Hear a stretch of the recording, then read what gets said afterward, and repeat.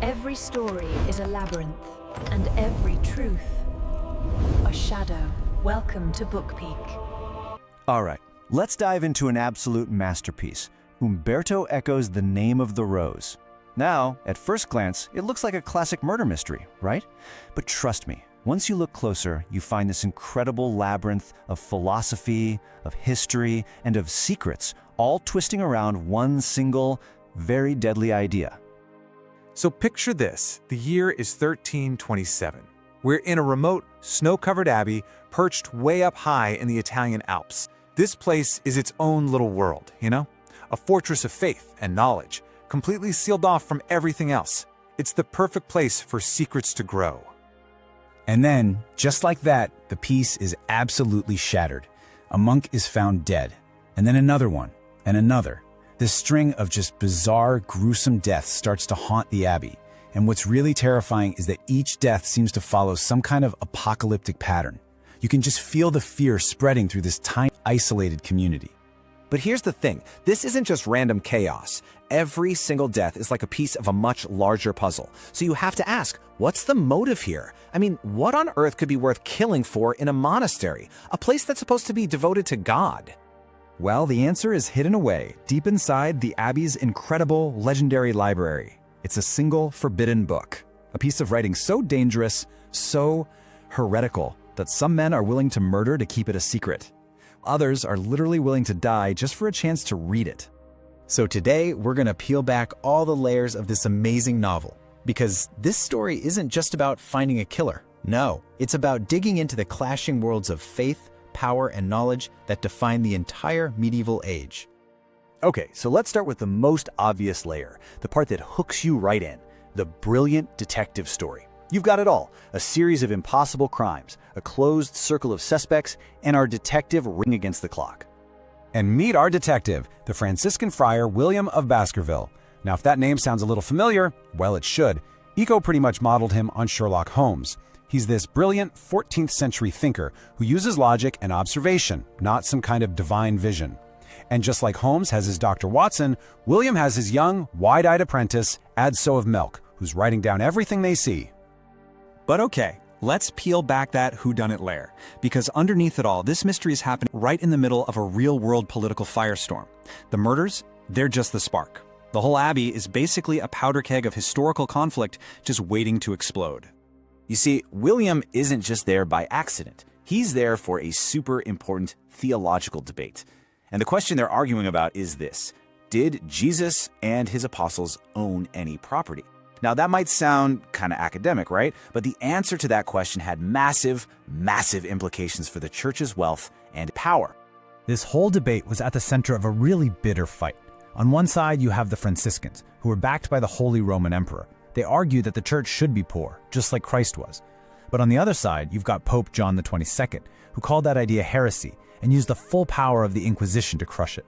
So this little abbey, it becomes this pressure cooker, a perfect miniature of this huge, violent battle for the soul of Christianity itself. Now let's go deeper, to the physical and symbolic heart of the entire novel, the Abbey's library. But you need to understand, this is not a place for open learning. Not at all. It's a fortress, and it holds the key to everything. As William figures out pretty quick, this library wasn't built to share knowledge, it was built to hoard it. It's a literal labyrinth designed to confuse and trap anyone who's not supposed to be there. Access is tightly controlled, secrets are buried deep inside, and some ideas are considered way too dangerous for anyone to ever read. And this gets to the core question that young Adso asks. The whole novel is suggesting that controlling information, suppressing new ideas, and building a fortress of knowledge can be just as damaging as ignorance. The library was meant to preserve truth, but it ended up burying it instead. So, faced with murder, political chaos, in a library that's literally designed to hide the truth, how does William even begin to figure things out? Well, he has a secret weapon, a powerful intellectual tool that the author, Umberto Eco himself, just happened to be a world-renowned expert in. That tool is called semiotics. Now, it sounds really academic, I know, but the basic idea is pretty simple. It's the theory that everything around us is a sign that can be read and interpreted. It's all about reading the world like a book, finding meaning not just in words, but in objects, in events, in patterns. This is William's whole philosophy. For him, the world is just a giant text, filled with clues or signs that are just waiting for him to decode them. He gets that the truth isn't always spoken out loud. Sometimes you have to read it between the lines of reality itself. And we see this in action the moment he arrives at the Abbey. He spots some hoof prints in the snow, a few broken twigs on a branch, and from those signs alone, he figures out the name, the size, even the personality of the abbot's missing horse, Bernellus, a horse he has never even seen. It's not magic, he's just reading the signs, and that's the exact same method he's going to use to solve these murders. Okay, now for another layer, and this is where things get really fun. Just like William reads the signs in his world, Eco wants us, the readers, to read the signs inside his novel, because the book itself is a giant puzzle, and it's built out of little pieces of other books. See, Eco was a big believer in this idea called intertextuality. The basic idea is that no book exists in a vacuum. They're all in a constant conversation with each other. And the Name of the Rose is just packed with these little echoes, quotes, and nods to other great works, from Aristotle all the way to, well, Sherlock Holmes. The absolute best example, the ultimate Easter egg really, is the novel's main bad guy, the blind, elderly monk named Jorge of Burgos. This is a direct and brilliant tribute to the amazing Argentinian writer Jorge Luis Borges, who also happened to be a blind librarian famous for writing stories about, you guessed it, labyrinthine libraries. Borges wrote this incredible short story called The Library of Babel, which imagines the entire universe as a gigantic library that contains every possible book. It's this overwhelming, maddening idea, and it was a huge inspiration for the confusing and dangerous library that Eco built in his monastery. And that brings us to the final puzzle, the one that's been hiding in plain sight this whole time, the title itself.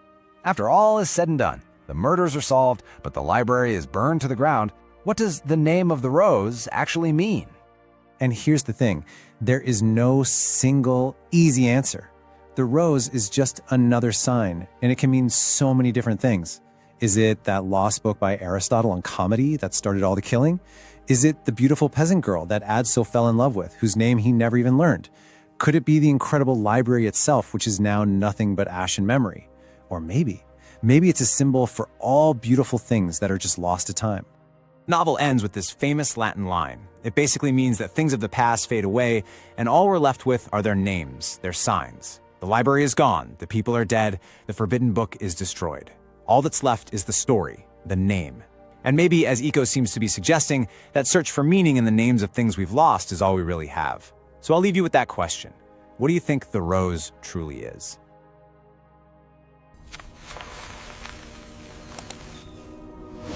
Every ending is only the beginning of another question.